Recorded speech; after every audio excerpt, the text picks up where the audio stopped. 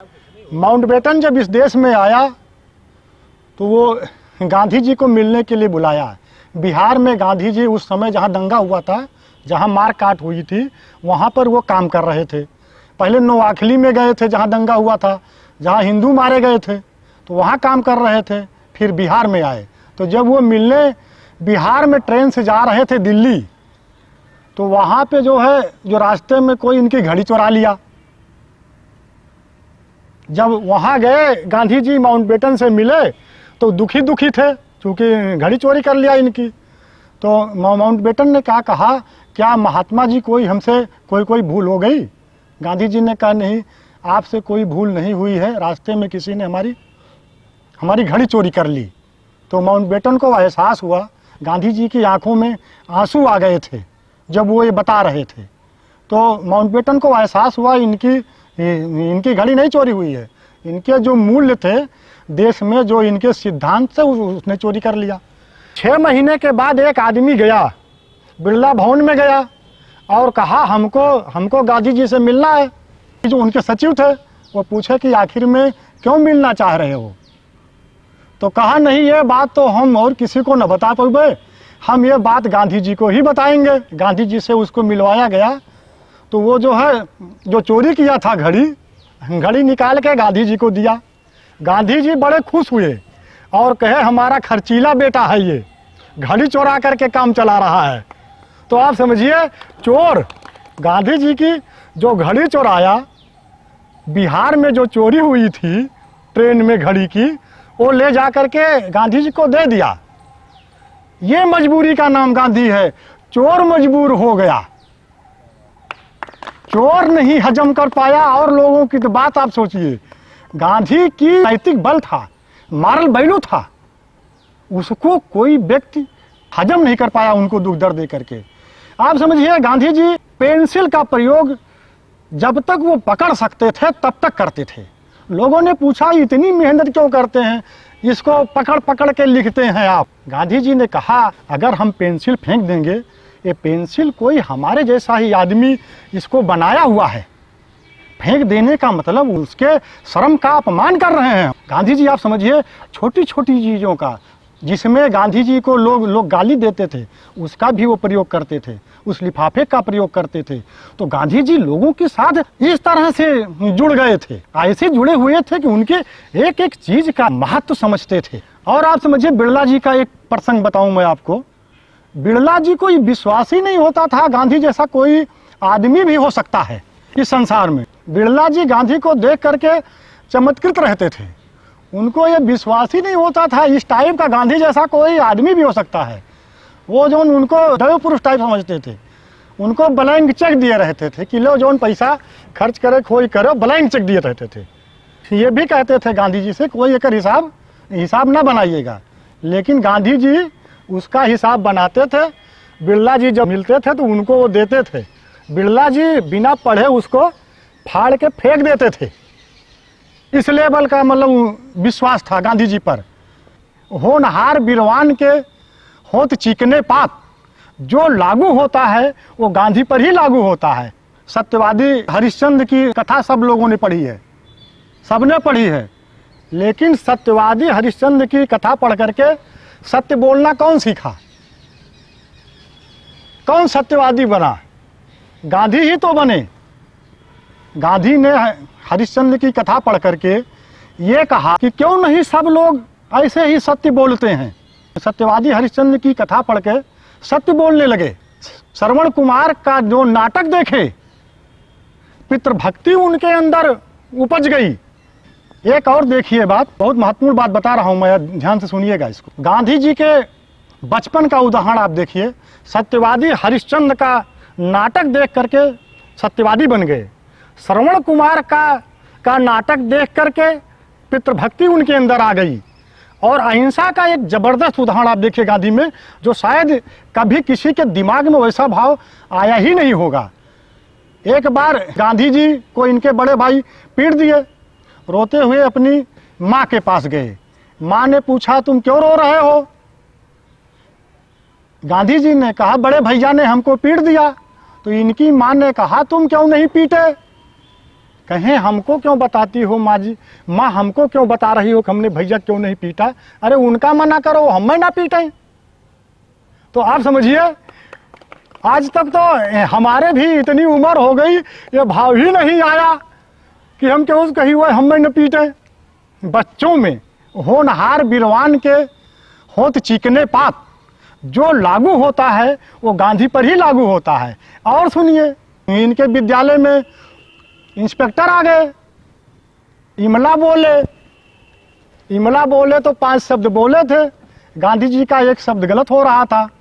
Teacher ने पीछे से इनको इशारा किया पैर से कि सामने वाले की कि नकल कर लो। गांधी जी नहीं किए नकल। बाद में टीचर ने कहा हम तो कर रहे थे इशारा, नकल कर लो। तो गांधी जी ने कहा ये तो हमारे मन में भाव ही नहीं आ सकता, टीचर तो बने हैं नकल रोकने के लिए, टीचर नकल कराने के लिए है ही नहीं।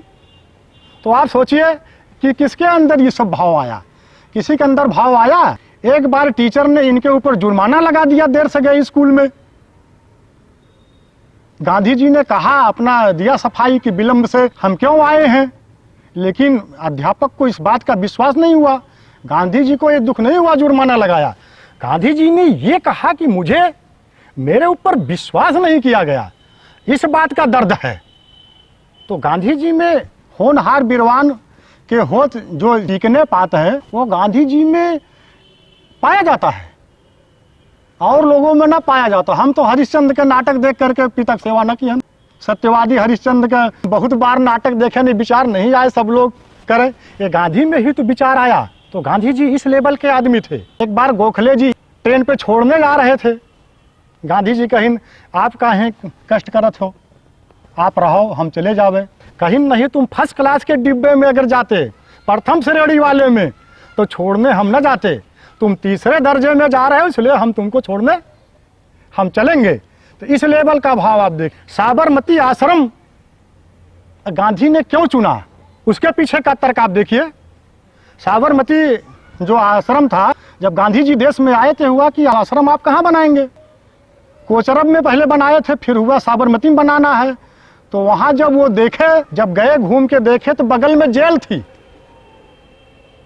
थोड़ी दूर पे शमशान था। तो गांधी जी कहे आश्रम के लिए जगह यही ठीक हुआ, जब तक सत्याग्रही रहेंगे जेल में रहेंगे, लास्ट में शमशान में जाएंगे। इस लेवल के गांधी जी भाव थे। गांधी जी ने कहा इस संसार में मेरा कोई दुश्मन नहीं है।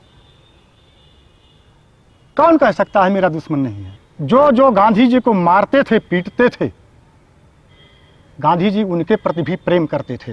एक कहावत जो है, अपने दुश्मनों से भी प्रेम करो, पाप से घृणा करो, पापी से प्रेम करो, ये किस पर लागू होता है, गांधी पर ही लागू होता है। साउथ अफ्रीका में एक बार सड़क पर ये घूम रहे थे, टहल रहे थे सुबह सुबह, पुलिस के अफसर के यहाँ ड्यूटी चेंज हुई थी, वो आया 2-3 थप्पड़ इनको मार दिया।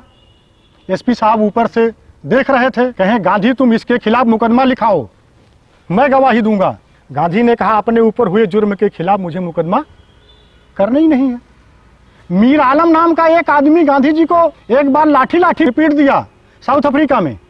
आप समझिए, भाव देखिए गांधी का मारल बैलू आप देखिए।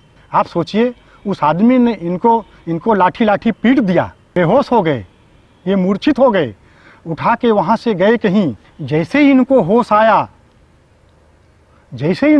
आया, गांधी जी ने कहा मीर आलम कहाँ है। लोगों ने कहा पुलिस पकड़ी हुई है। उन्होंने कहा पहले उसको छोड़ दीजिए। उन्होंने लिख के दिया कि मुझे उससे कोई शिकायत नहीं है, कोई मुकदमा नहीं करना है। इस लेवल के गांधी थे। गांधी कोई सामान्य मानव नहीं थे। साउथ अफ्रीका में जब गए थे, जिंदगी में एक बार रिक्शा पे बैठे थे। रिक्शा पर गांधी जी नहीं बैठते थे, वो ये मानते थे कोई आदमी खींच रहा है। जिंदगी में एक बार रिक्शा पे बैठे और पिट गए। अरे किसी तरीके से इनकी जान बची। सरकार ने कहा FIR लिखाओ। गांधी ने कहा अपने ऊपर हुए जुर्म के खिलाफ मुझे कहीं नहीं लड़ना। कौन मिलेगा ऐसा आदमी। सरकार ने कहा लिख के दो, गांधी जी ने लिख के दे दिया। इनका कोई दोष नहीं है जो हमको पीटे, भड़काने वालों का दोष है। तो इस लेवल के गांधी जी थे। गांधी जी एक बार बीमा करा लिए, आप देखिएगा, एक बार बीमा करा लिए गांधी जी, एक किस्त दे दिए। फिर इनको एहसास हुआ ये तो हम डर गए, हमको राम पर, ईश्वर पर विश्वास ही नहीं रह गया। उन्होंने बीमा वाले को बुला के बीमा की पॉलिसी ही कैंसिल करा दिए। गांधी जी साउथ अफ्रीका में सत्याग्रह में जब जेल में बंद हुए, जेलर रोज इनको पीटता था। आप एक बेहतरीन उदाहरण देखिए, आप देखेंगे कि गांधी किस लेवल के आदमी थे। गांधी जी साउथ अफ्रीका में जेल में बंद थे, सत्याग्रहियों को जेलर रोज पीटता था, तो ये लोग कुछ बोलते नहीं थे। फिर उसने गांधी जी को निकाला और गया एक अंधेरे कोठरी में बंद कर दिया, और उनको ना जहाँ धूप जाती थी ना हवा जाती थी। गांधी जी उसी में बंद रहे। कुछ दिन के बाद जेलर ने गांधी जी को निकाला वहाँ से और कहा, गांधी तुम इसी अंधेरे में तो मर जाओगे। गांधी ने कहा, हमको तो मरना ही मरना है, चाहे अंधेरे में मरी चाहे उजाले में मरी, आपको क्यों, आप आराम से सुख से रहो। उसको तुरंत एहसास हुआ, ईसाई था, उसको लगा कि लोगों ने ईसा मसीह को ऐसे ही मारा होगा, तो उसे तुरंत गांधी जी में ईसा मसीह नजर आया और वही जेलर बदल गया। इतिहास की पहली घटना है किसी जेलर को किसी अपने कैदी में ईसा मसीह नजर आए हों। जेलर को कभी ईसा मसीह नजर आए किसी व्यक्ति में, ऐसा कोई इतिहास में उदाहरण सुना गया? और आप देखिए, स्वतंत्रता आंदोलन में जब गांधी जी आए, इससे पहले जितने लोग पकड़े जाते थे सब लोग अपना बचाव करते थे। सिर्फ गांधी ही एक ऐसे आदमी थे जो अदालतों में खड़े होकर के कहें, जो सजा देनी हो दो, और कड़ी से कड़ी सजा दो। एक बार तो यह संकट आ गया, जज ने कहा आपके खिलाफ कोई गवाही नहीं है, कैसे सजा हम दें? गांधी जी ने अपने आदमी से, 2-3 लोग पकड़ के आए थे, आपस में एक दूसरे के खिलाफ गवाही दिए और जेल गए। यही मजबूरी है कि यही मजबूती है। आप समझिए, साउथ अफ्रीका में एक बार एक पादरी आया, कहा गांधी जी तो ईसाई बन ही जाएंगे आज। इसी उम्मीद में आया था। गांधी जी का एक मित्र इनको लेके आया था और कहा चलो गांधी जी ईसाई बन जाएंगे, और तो लाया गांधी जी से मिलवाने। गांधी जी ने कहा चलो टहलने, हम चल रहे हैं, साथ साथ चलो। साथ साथ टहलते हुए गया गांधी जी के साथ और कहा, अब मैं तुम्हें ईसाई नहीं बनाऊंगा, तुम्हें नहीं बल्कि किसी को नहीं बनाऊंगा। अब तुमने बताया तब मैं समझा ईसा मसीह क्या थे, इसके पहले तो मैं जान ही नहीं पाया था। अब किसी को ईसाई नहीं बनाना है। वो मजबूर हो गया, थोड़ी ही देर में रास्ता टहलते टहलते गांधी जी से चेंज हो गया।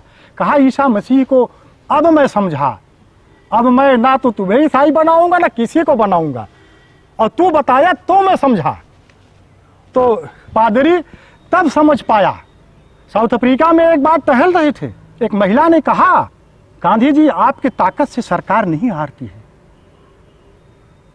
आपके जो अच्छे गुण हैं, अच्छाई है, सरकार उससे हारती है, इसकी कोई काट सरकार के पास नहीं है।